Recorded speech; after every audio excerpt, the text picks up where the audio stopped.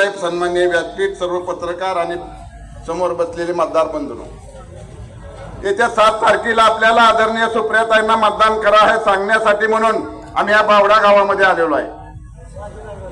वास्तविक पाहता आता निवडणुकीच्या संदर्भात नंतर बोलतो, पण प्रथमतः मी दुष्काळी परिस्थितीवर बोलणं गरजेचं आहे। गेल्या 2-3 महिन्यापासून या नीरा नदीमधलं पाणी आटलेलं आहे। दुधाला भाव नाही, जनावराला वैरण नाही, सरकारचं मात्र याकडे दुर्लक्ष आहे। आणि याची कारण सुद्धा आपण 2019 पासून पाहतोय। आम्ही वेळोवेळी त्या काळामध्ये, निवडणुकीच्या काळामध्ये, निवडणुकीपूर्वी आम्हाला काही लोकांनी आश्वासन दिली की आम्ही ही तुमची कामं मार्गी लावू, आणि त्यावेळेस आपण त्यावेळेस फॉर्म माघारी घेतलेला होता मित्रांनो। परंतु 5 वर्षाच्या काळामध्ये या ठिकाणी कोणतीही प्रकारची कामं शेतकऱ्याच्या बाबतीमध्ये या परिसरामध्ये झाली नाहीत किंवा या तालुक्यामध्ये झाली नाहीत। पाण्याचा प्रश्न गेल्या 3 महिन्यापासून नीरा नदीचा निर्माण झालेला आहे। त्याची कारणं एवढीच आहेत की बंधाऱ्याची गळती होते आणि बंधाऱ्याचे दरवाजे लवकर टाकले जात नाहीत, आणि नियोजन नसल्यामुळं, बंधाऱ्याची दुरुस्ती नसल्यामुळं गेले 5-10 वर्ष या शेतकऱ्याचा हाल या परिसरातून चाललेला आहे। आता सध्या दुधाला भाव नाही, गेल्या 1-2 महिन्यापासून टँकरची आवश्यकता भासते, बोरवेलची आवश्यकता भासते, त्याचप्रमाणे जनावराला चाऱ्याची सुद्धा आवश्यकता भासते। आम्ही जयंत पाटलांच्या माध्यमातून या ठिकाणी निवेदनामार्फत सरकारला निवेदन द्यावं, आणि त्यांनी या परिसरामध्ये दुष्काळाच्या परिस्थितीमध्ये छावण्या सुरू करण्याकरता किंवा टँकर चालू करण्याकरता म्हणून प्रयत्न करावा अशी मी सर्वांच्या वतीने जयंत पाटील साहेबांना या ठिकाणी विनंती करतो।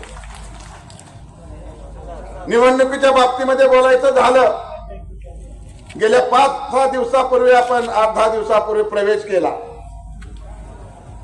हा प्रवेश करण्यापूर्वी मी तुम्हाला एक प्रश्न विचारतो,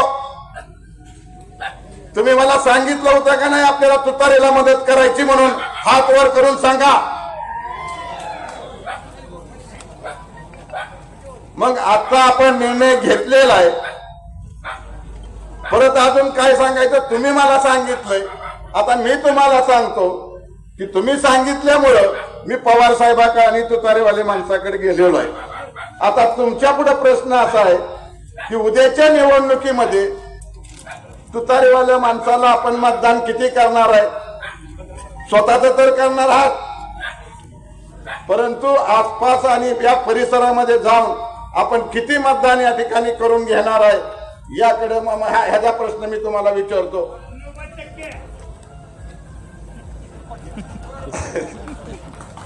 चला ठीक आहे, 90% म्हणू नका, 90% मतदान सोडा, फक्त ठीक आहे।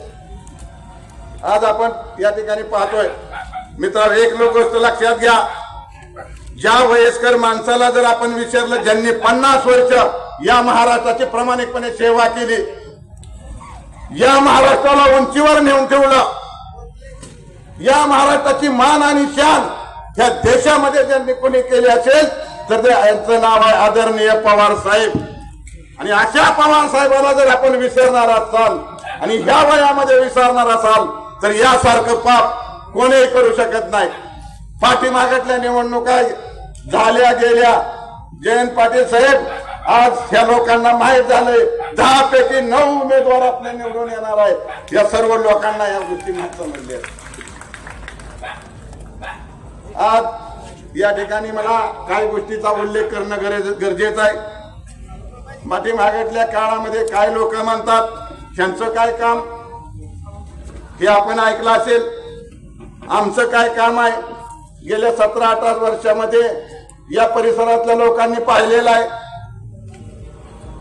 कुणी मदत केल्या हजारो मुलींच्या लग्नासाठी, कुणी मदत केली कोविडच्या काळामध्ये अन्नधान्य पुरवण्याची, कुणी मदत केली जिल्हा बँकेमध्ये 17-18 वर्ष काम करताना नवजुनं करण्याची। एका माणसाला 50 वेळा मदत कुणी केली ही सुद्धा गोष्ट लक्षात घेतली पाहिजे. ज्या ज्या ठिकाणी काम केलं त्या ठिकाणी प्रामाणिकपणे केलं आणि त्याच्याशिवाय कोण बिनविरोध होत नाही मित्रांनो. 2 टर्म जिल्हा बँकेवर बिनविरोध होणं एवढं सोपं नाही. ते सुद्धा काम तुमच्या सहकार्याने या ठिकाणी आपण केलेलं आहे. आज या ठिकाणी भाऊंची घोलपताची आठवण झाल्याशिवाय राहत नाही. मित्रांनो, या गोष्टीकडे लक्ष द्या. भाऊ असते, घोलप साहेब असते तर मला अशा प्रकारचा आशीर्वाद दिला असता का? जो आशीर्वाद दिला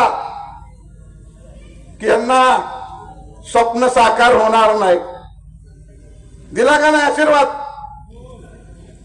आशीर्वाद दिला का? काय केलं? आशीर्वाद दिला नाही, त्यांचं स्वप्न साकार होणार नाही. कुणाला स्वप्न पडतात? मी सर्वसामान्य कार्यकर्ता आहे. राजकारणापेक्षा मी या ठिकाणी जनतेची सेवा करणे, जनतेला मदत करणं हे माझ्या आयुष्यात मी शिकलेलो आहे. शेवटी या ठिकाणी भाऊंनी अशा प्रकारचा आशीर्वाद दिला असता का मित्रांनो? म्हणजे आशीर्वाद नाही, काय तुमच्या शब्दात समजून घ्या. तर ह्या गोष्टीकडे आपण लक्ष दिलं पाहिजे की उद्याच्या निवडणुकीमध्ये आपल्याला सुप्रियाताईंना मतदान करायचंय. सुप्रियाताईला मतदान का करायचंय या गोष्टीचा अभ्यास तुम्ही केलेला आहे. या गोष्टीचा तुम्ही केलेला आहे. मला या ठिकाणी दुसरी गोष्ट बोलायची. जयंत पाटील साहेब, या ठिकाणी असा प्रश्न असतो की नेहमी लोक प्रचाराला जातात, दिवसभर प्रचार करतात, पण घरी मात्र घरच्या बायकोला, मुलीला, मुलांना जोपर्यंत मतदाना दिवशी ज्यावेळेस मतदानाला निघतात त्यावेळेस सांगतात. माझी आपल्याला विनंती आहे, या 4-5 दिवसामध्ये प्रथमतः आपण घरी गेल्यानंतर घरच्या मुला बायकांना यांना सांगा आणि त्यांना सांगितल्यानंतर त्या ज्या वेळेस वेगवेगळ्या कार्यक्रमाच्या निमित्ताने या 4-5 दिवसामध्ये बाहेर जातील ते सुद्धा एक मत आपल्याला मिळवून देऊ शकतात. ही आपल्याला मी या ठिकाणी सांगू इच्छितो. आज वेळ खूप झालेला आहे. शेवटी बोलण्यासारखं अजून खूप आहे. शेवटी या परिसरातल्या लोकांना अजून भाषण ऐकू वाटत असेल, परंतु माझी पुन्हा एकदा विनंती आहे, 50 वर्ष ज्यांनी या महाराष्ट्राची सेवा केली अशा माणसाला विसरायचं नाही, अशा माणसाच्या मुलीला विसरायचं नाही. अशा प्रकारे मी तुम्हाला एक आवाहन करतो की ज्या पुढच्या काळामध्ये तुम्हाला कोणतीही अडचण येऊ द्या, माझ्या आणि तुमच्या डोक्यावरती आदरणीय पवार साहेब, जयंत पाटील साहेबांचा हात असल्यामुळं आता कोणत्याही गोष्टीला घाबरायचं नाही.